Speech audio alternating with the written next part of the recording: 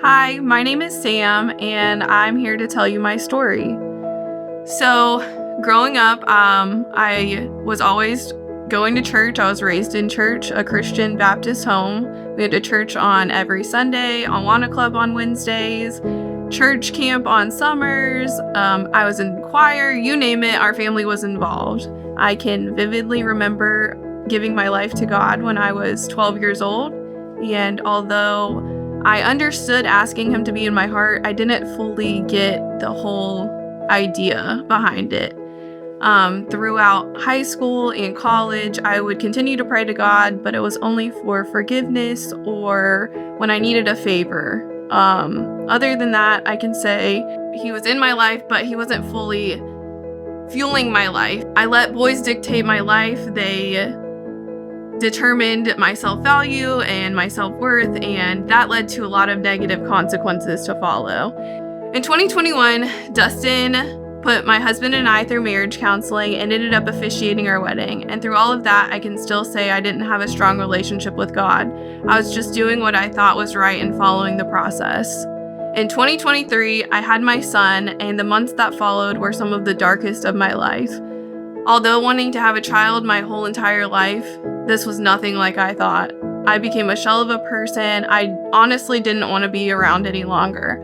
I can remember falling to my knees in my kitchen and just asking God to take over because I couldn't do it anymore. I felt lost and confused, and this was just not the path that I wanted my life to be on or thought it was going to be on.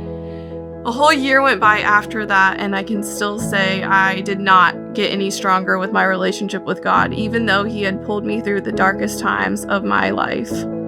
I can't fully tell you what made me decide to come early February this year, but I finally decided I had had enough, and I wanted my child and children to be raised in church and know the Lord.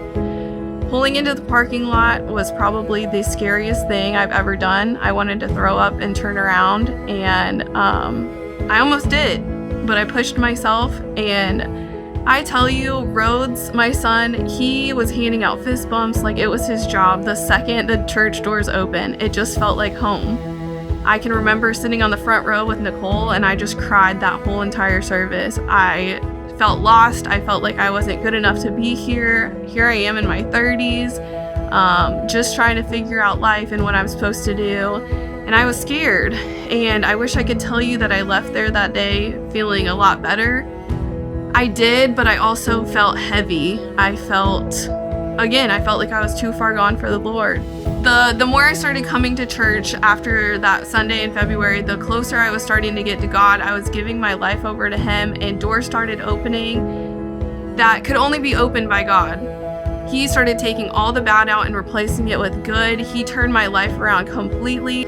I wake up each day eager to read my Bible, eager to listen to worship music in the car, and even eager to share God with others, something I never thought I would be able to do. I'm here to tell you that at 31 years old, I publicly gave my life to Christ and I got baptized, and my life has just been happy and peaceful and great ever since. And I just want you to know that God has promised us a blissful eternity in heaven, and all we have to do is trust him. He's given his life to us, and once we give our life over to him and let him be in control, he will change your life. He will give you everything you've ever needed, and we are only on this earth to share God with others and to make sure that we make heaven crowded. So I hope this encourages at least one person to just give your life to God. Do it.